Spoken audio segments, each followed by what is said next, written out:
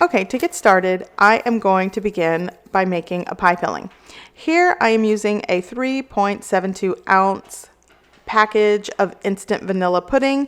I actually use the Jello brand, but I saw this and it is a little bit more organic. It has more natural ingredients, so I'm going to try it today. I'm also going to use 1 cup of whole milk and 1 cup of heavy cream, which gives me 16 ounces of milk. And this is cold, so right into the bowl.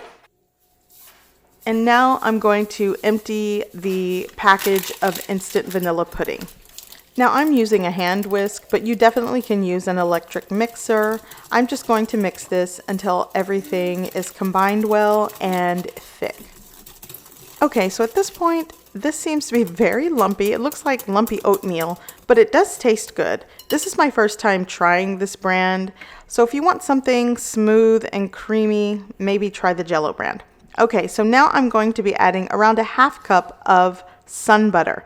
Now, if you do not have peanut tree nut allergies, you can definitely use peanut butter to make this a peanut butter pie.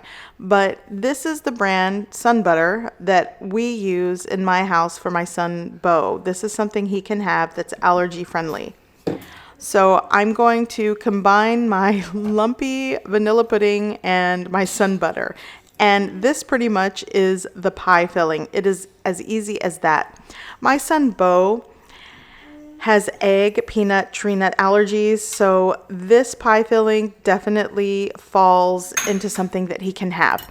I actually recreated the Skippy Chunky peanut butter pie from the movie The Joy Luck Club a couple years ago, and I will leave that link below, but we can't have that anymore because of his allergies.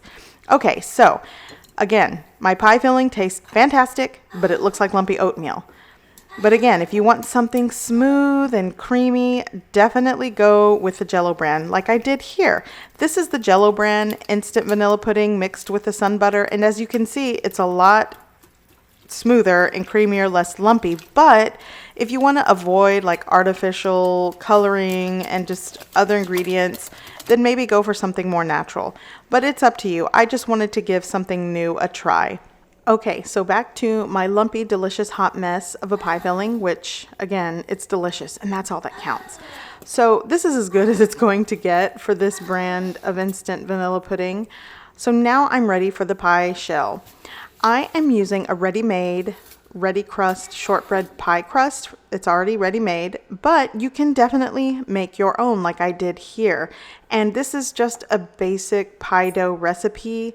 If you want, I'll put it below this video so you can make your own.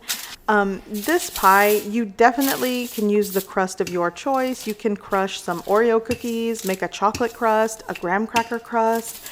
Here, again, I'm making just a basic pie dough crust. But today, I'm trying it with the shortbread crust because I think out of all the crust, I kind of like that one, the shortbread crust. But again, you can, make your own homemade pie crust. But I'm using this ready-made one. So in my ready-made pie shell, I'm going to add my peanut butter, vanilla, instant vanilla filling. And I'm just going to smooth it out.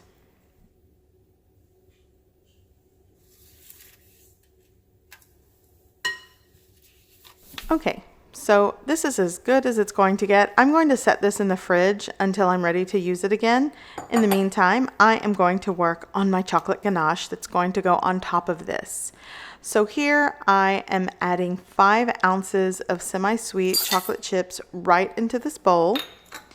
And again, another allergy friendly for those parents or anyone that's trying to, steer away from tree nut peanut allergies here.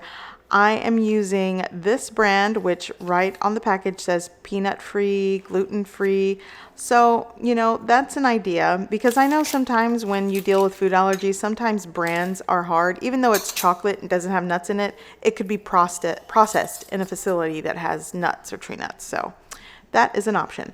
So now I'm going to add a 1/4 cup of heavy cream to my 5 ounces of semi-sweet chocolate chips. And I am going to microwave this in 15-second intervals for around 45 seconds just to get the cream hot and scalded. And then I'm going to let it set for a minute or so. And then I'm just going to stir and combine until smooth and creamy. By the way, you can definitely melt this over a double boiler. That works, but I find the microwave convenient. But you do have to be careful because you could have seized chocolate, like the chocolate could seize up if it doesn't work right. So do what works best for you.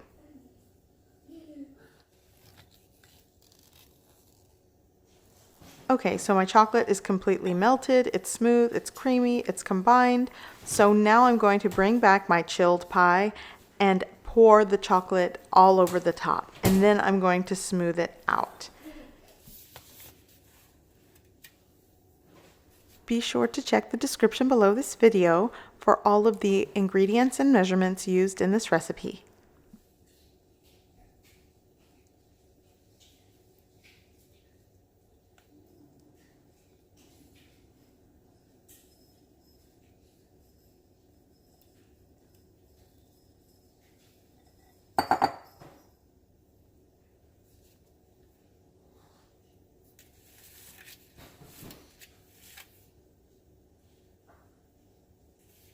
So once this chocolate is smoothed out over the top, I am going to garnish it. And you actually do not have to garnish it. It's pretty much ready at this point to set in the refrigerator for at least an hour to set, and then you can serve it.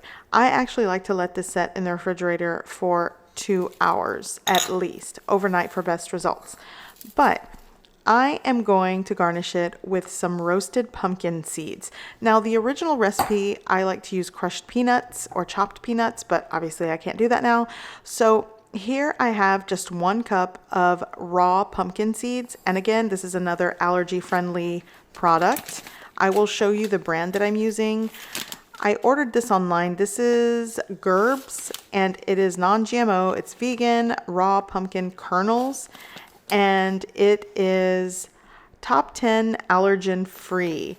So that is what you're looking for if you have like a food allergy issue in your home. So this is just another resource for this. So for those of you that have food allergies. Okay, so I'm not going to use the entire amount of pumpkin seeds, but this is what I do to roast them. I'm actually going to add just a teaspoon or so of some grapeseed oil right onto the raw pumpkin seeds. I'm going to also add some salt to taste, just a pinch, and then I'm going to give it a really good mix.